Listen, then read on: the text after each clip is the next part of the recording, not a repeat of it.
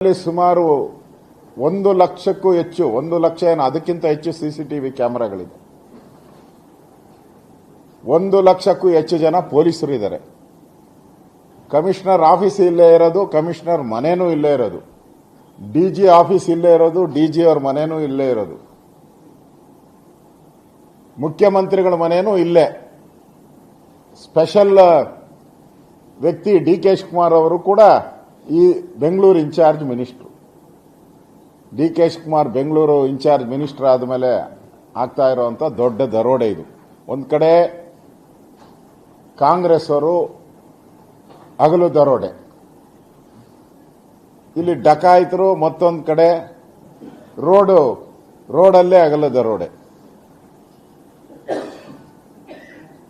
ಅಂದ್ರೆ ಕಾಕತಾಳೀಯ ಅಂತ ಅನಿಸ್ತತೆ.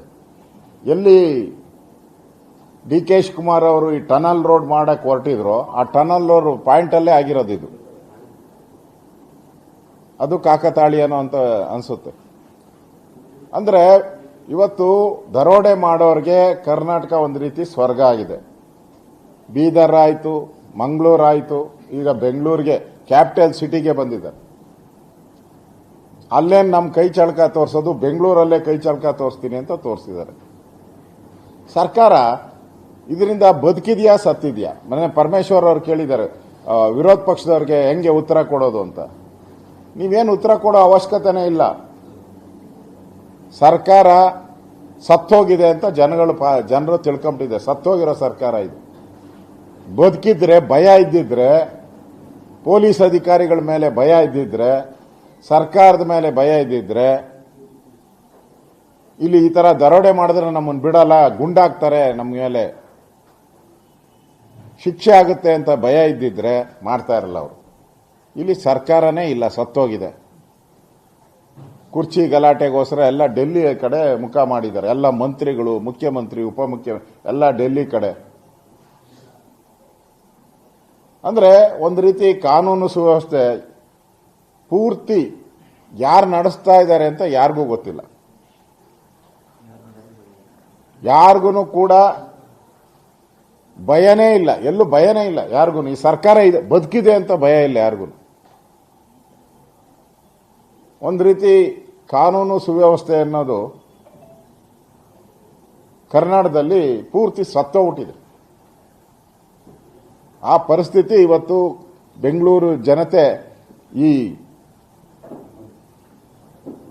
ದರೋಡೆಯನ್ನ ನೋಡಿದ ಮೇಲೆ ಬೆಂಗಳೂರು ಜನ ಎಷ್ಟು ಸೇಫ್ ಅನ್ನೋದು, ಬೆಂಗಳೂರು ಜನ ಎಷ್ಟು ಸೇಫು, ಬೆಂಗಳೂರಿನ ಬ್ಯಾಂಕ್ಗಳು ಎಷ್ಟು ಸೇಫು, ಬ್ಯಾಂಕಿಂದ ಹಣ ಡ್ರಾ ಮಾಡಿ ಮನೆಗೆ ಹೋಗ್ತೀನಿ ಅನ್ನೋ ಗ್ಯಾರಂಟಿ ಇಲ್ಲ ಇವತ್ತು. ಅದನ್ನ ಪ್ರೂವ್ ಮಾಡಿಬಿಟ್ಟಿದ್ದಾರೆ ಇವತ್ತು. ಈ ಸರ್ಕಾರ ನಾಚಿಕೆ ಆಗ್ಬೇಕು. ಈ ಸರ್ಕಾರಕ್ಕೆ 24 ಗಂಟೆಯಲ್ಲಿ ಬಂಧಿಸಬೇಕು ಅಂತ ಹೇಳಿದ್ದಾರೆ. ಆಗ್ಲೇ ಗಲಭೆ ಇದು ದರೋಡೆ ಆಗಿದ್ದು 24 ಗಂಟೆ, ಈಗ 24 ಗಂಟೆ ಮುಗಿದೋಯ್ತು. 26 ಗಂಟೆ ಆಗಿಬಿಟ್ಟಿದೆ. ಈಗ ಸುಳಿವೆಲ್ಲ ಸಿಕ್ಬಿಟ್ಟಿದೆಯಂತೆ. ಯಾಕೆ ಬಂಧಿಸಿಲ್ಲ? ಸುಳಿವೆಲ್ಲ ಸಿಕ್ಕಿದ್ರೆ ಯಾಕ್ರಿ ಬಂಧಿಸಿಲ್ಲ? ಜನ ಇನ್ಮೇಲೆ ಬ್ಯಾಂಕ್ಗಳಲ್ಲಿ ಯಾವ ನಂಬಿಕೆ ಮೇಲೆ ಹಣ ಇಡಬೇಕು?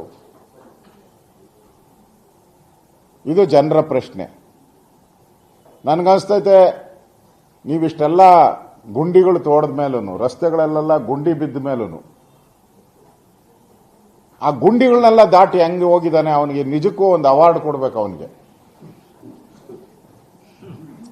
ಅವನ ಗುಂಡಿಯಲ್ಲಿ ನಮ್ಮ ಕೈಲೇ ಕಾರ್ ಓಡಕ್ಕಾಗಲ್ಲ ಅಂಥದ್ದು. ಆ ಇನೋವಾನ ಈ ಗುಂಡಿಗಳನ್ನೆಲ್ಲ ಕ್ರಾಸ್ ಮಾಡ್ಕೊಂಡು ಅಷ್ಟೇ 7 ನಿಮಿಷದಲ್ಲಿ ಎಸ್ಕೇಪ್ ಆಗಿದ್ದಾನಲ್ಲ.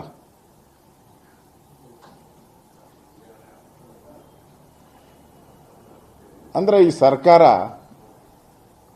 ಎಷ್ಟು ವರ್ಷ ಆಗಿದೆ ಕಾನೂನು ಸುವ್ಯವಸ್ಥೆ ಅನ್ನೋದನ್ನ ನಾವು ನೋಡ್ತಾ ಇದ್ದೀರಿ.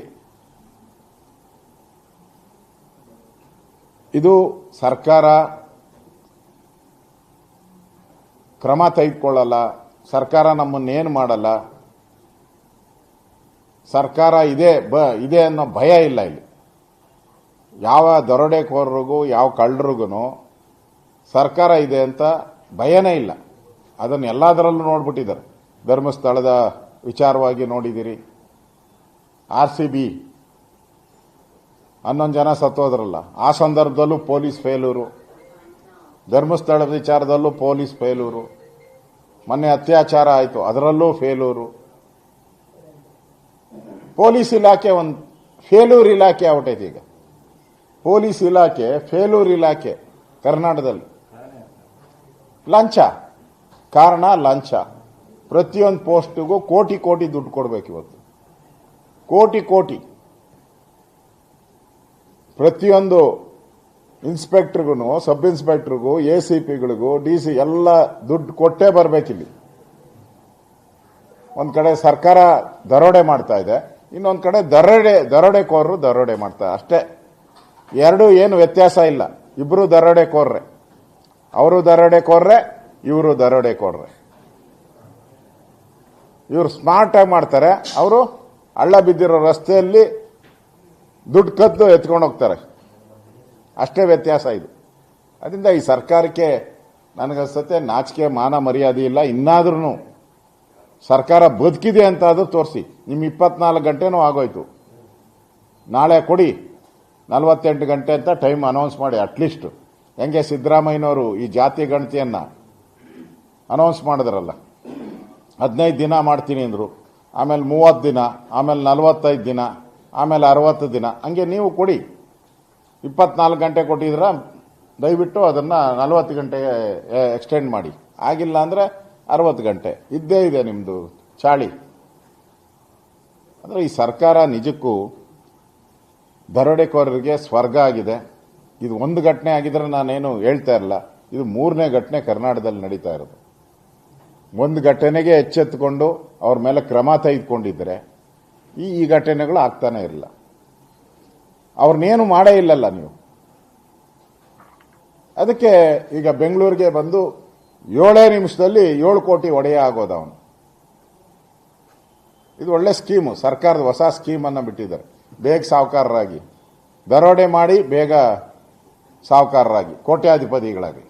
ಜೊತೆಗೆ ಮೊನ್ನೆ ಅಷ್ಟೇ ಸರ್ ಇಲ್ಲಿ ವಿಧಾನಸೌಧ ಎದುರುಗಡೆ ಪಿಕ್ ಪಾಕೆಟ್ ಮಾಡಿದ್ದಾರೆ. ವಿಧಾನಸೌಧ ನೋಡಕ್ ಬಂದವರು. ಸರ್ಕಾರನೇ ಒಂದು ರೀತಿ ಪಿಕ್ ಪ್ಯಾಕೆಟ್ ಸರ್ಕಾರ ಔಟೈತಿದ್ದು. ಸರ್ಕಾರನೇ ಪಿಕ್ ಪ್ಯಾಕೆಟ್ ಸರ್ಕಾರ ಇದು. ವಿಧಾನಸೌಧದ ಮುಂದೆ ಅವ್ರ ಪಾಪ ಅವರು ಪಿಕ್ ಪ್ಯಾಕೆಟ್ ಮಾಡಕ್ಕೆ ಶುರು ಮಾಡೋರು. ಇವ್ರೇನ್ ಮಾಡ್ತಾ ಇದ್ದಾರೆ, ನಾವು ನಿಮ್ಗಿಂತ ಚಂದ ಮಾಡ್ತೀರಿ ಅಂತ ಅವರು ಮಾಡ್ತಾ ಇದ್ದಾರೆ ಅಷ್ಟೇ. ಎರಡೂ ಹತ್ತತ್ರ ಸಂಬಂಧವರು. ನೀವು ವಿಧಾನಸೌಧ ಒಳಗಡೆ ಮಾಡ್ತೀರಾ, ನಾವು ವಿಧಾನಸೌಧ ಹೊರಗಡೆ ಮಾಡ್ತೀನಿ ಅಂತ ಹೇಳ್ತಾರೆ. ಕೇಳಿದ್ರೆ ನಾನು ಅವ್ರು ಹೇಳ್ತಾ ಇದ್ದಾರೆ ಆ ಥರ ಇವತ್ತು ಪರಿಸ್ಥಿತಿ. 60% ಕಮಿಷನ್ ಇಲ್ಲದೆ ಯಾವ ಇಲಾಖೆಯಲ್ಲೂ ಯಾವ ಕೆಲಸನೂ ಆಗಲ್ಲ. ಎಲ್ಲ ಇಲಾಖೆಯಲ್ಲೂ 60% ಕಂಪಲ್ಸರಿ ಕಮಿಷನ್. ಯಾಕಂದ್ರೆ ಈಗ 15 ಜನ ಆಚೆ ಹೋಗ್ಬೇಕಲ್ಲ ಮಂತ್ರಿಗಳು, ಅವ್ರ ಪಾಡೇನು ಪಾಪ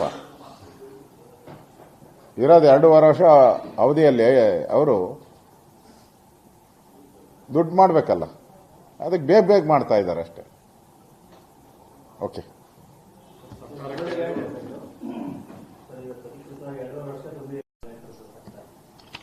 ಅಲ್ಲಿಗೆ ಬರಲ್ಲ. ಇನ್ನು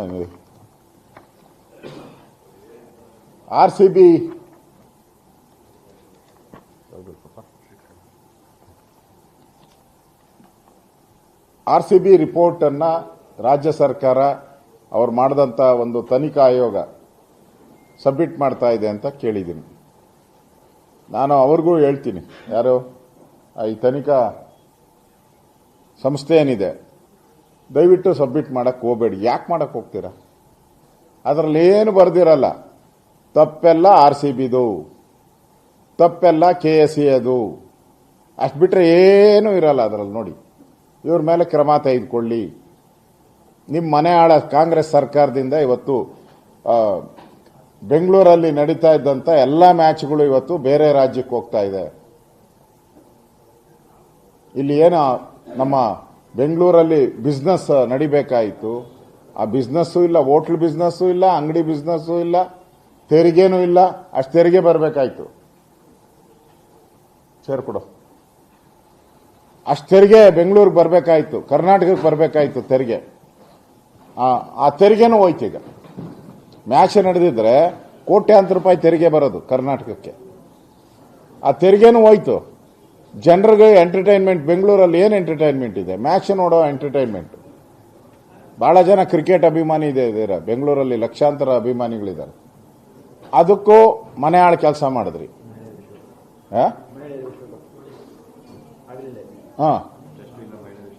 ಯಾವುದು ನಡೀತಾ ಇದ್ದಿದ್ದೆಲ್ಲ ಬೇರೆ ಕಡೆ ಹೋಗಿದೆ. ಈಗ ವಿಶ್ವಕಪ್ಗಳು ಯಾವ್ದಾವ್ದು ನಡಿಬೇಕಾಯಿತು ಅವೆಲ್ಲನೂ ಕೂಡ ಬೇರೆ ಬೇರೆ ಕಡೆ, ಬೇರೆ ರಾಜ್ಯಕ್ಕೆ ಹೋಗ್ತಾ ಇದೆ.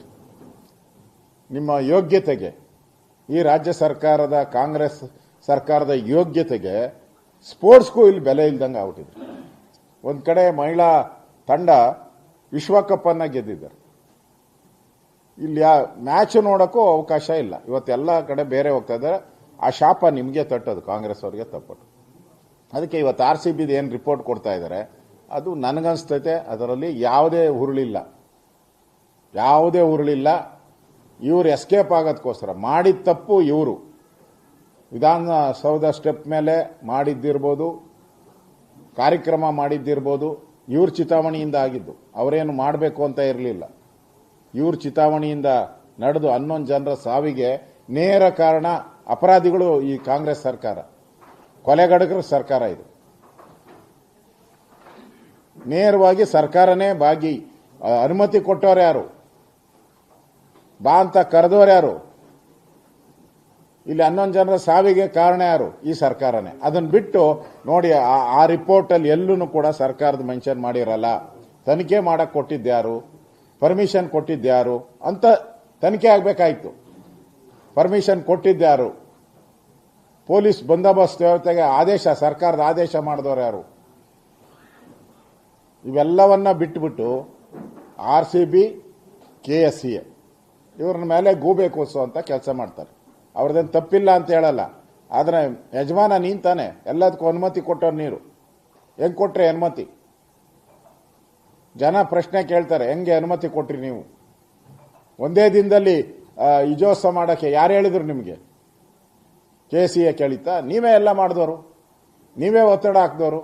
ಅವ್ರು ಕೋರ್ಟಲ್ಲಿ ಅಫಿಡವಿಟ್ ಸಬ್ಮಿಟ್ ಮಾಡಿದಾರಲ್ಲ. ನಾವೇನು ಮಾಡಬೇಕು ಅಂತ ಇರಲಿಲ್ಲ, ರಾಜ್ಯ ಸರ್ಕಾರನೇ ಹೇಳಿದ್ದು ಅಂತ ಅಫಿಡವಿಟ್ ಹಾಕಿದ್ದಾರೆ ಕೋರ್ಟಲ್ಲಿ. ಆ ಅಫಿಡವಿಟ್ ವಿಧಾನಸಭೆಯಲ್ಲಿ ನಾನು ಪ್ರಸ್ತಾವ ಮಾಡಿದ್ದೀನಿ.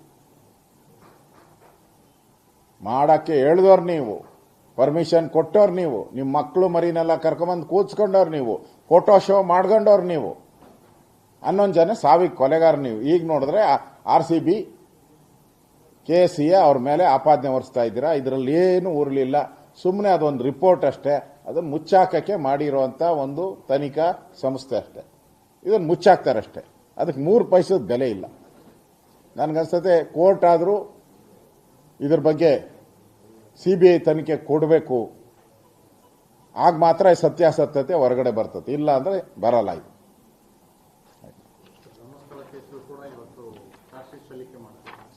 ಧರ್ಮಸ್ಥಳದ ಕೇಸು ಈ ನಗರ ನಕ್ಸಲರು ಮಾಡದಂತ ಒಂದು ನಾಟಕ.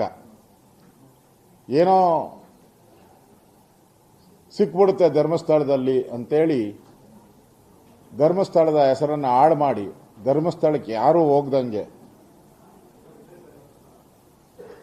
ಅಲ್ಲಿ ಭೇಟಿ ಮಾಡ್ದಂಗೆ, ದರ್ಶನ ಮಾಡ್ದಂಗೆ ಇವತ್ತು ಹಾಳು ಮಾಡೋ ಪ್ರಯತ್ನ ಮಾಡಿದವರು ಈ ನಗರ ನಕ್ಸಲರು, ಈ ತಿಮ್ರೋಡಿ ಗ್ಯಾಂಗು. ಈಗ ಅವ್ರ ಮೇಲೆ ಏನು ಕ್ರಮಗಳಾಗಿದೆ? ಇಷ್ಟು ದಿನ ಆಗಿದೆಯಲ್ಲ, ಏನೂ ಇಲ್ಲ. ಇನ್ನ ಕೋರ್ಟ್ಗಳೆಲ್ಲ ಕಡೆ ರಿಲೀಫ್ ತಗೊಂತಾ ಇದ್ದಾರೆ ಅವರು. ಎಲ್ಲ ಕಡೆ ರಿಲೀಫು, ಗಡೀಪಾರು ರಿಲೀಫು, ಎಲ್ಲ ರಿಲೀಫು. ಯಾಕೆಂದ್ರೆ ಸರಿಯಾಗಿ ವಾದ ಮಂಡನೆ ಮಾಡ್ತಾ ಇಲ್ಲ ಕೋರ್ಟ್ಗಳಲ್ಲಿ. ಸರ್ಕಾರದ ಪರವಾಗಿ ಯಾರ್ಯಾರು ಹೋಗ್ತಾರೋ ಅವ್ರು ಯಾರು ಸರಿಯಾಗಿ ವಾದವನ್ನ ಮಂಡನೆ ಮಾಡ್ತಾ ಇಲ್ಲ. ಯಾಕೆಂದ್ರೆ ಇದರಿಂದ ಇರುವಂತದ್ದು ದೊಡ್ಡ ಜಾಲ. ಧರ್ಮಸ್ಥಳದ ಹೆಸರನ್ನು ಹಾಳು ಮಾಡೋಕೆ ಅಂತಾರಾಷ್ಟ್ರೀಯ ಮಟ್ಟದಲ್ಲಿ ನಡೆದಂತ ಪಿತೂರಿ ಇದು. ಅಂತಾರಾಷ್ಟ್ರೀಯ ಮಟ್ಟದ ದುಡ್ಡು ಬಂದಿದೆ ಇದಕ್ಕೆ. ಅದು ತನಿಖೆ ಸರಿಯಾಗಿ ನಡೀತಾ ಇಲ್ಲ.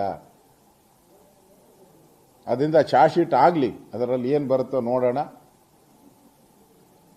ಈ ತರ ಮಾಡೋರಿಗೆ ಸರಿಯಾದಂತ ಶಿಕ್ಷೆ ಆಗಬೇಕು ಅಂತೇಳಿ ನಾನು ಆಗ್ರಹವನ್ನ ಮಾಡ್ತಾ ಇದ್ದೀನಿ.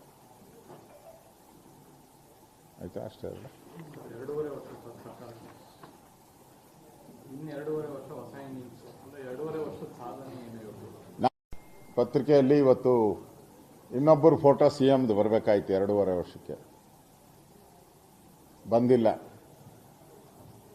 ನಿನ್ನೆ ಡಿ ಕೆ ಶಿವಕುಮಾರ್ ಭಾಷಣ ಮಾಡಿದ್ದಾರೆ.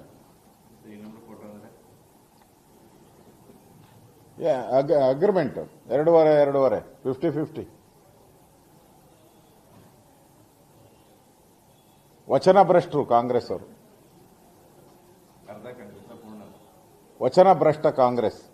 ಹೆಚ್ಚಿನ ವಿಡಿಯೋಗಳಿಗೆ ಪ್ರತಿಧ್ವನಿ ಯೂಟ್ಯೂಬ್ ಚಾನೆಲ್ ಸಬ್ಸ್ಕ್ರೈಬ್ ಮಾಡಿ, ಬೆಲ್ ಐಕಾನ್ ಕ್ಲಿಕ್ ಮಾಡಿ.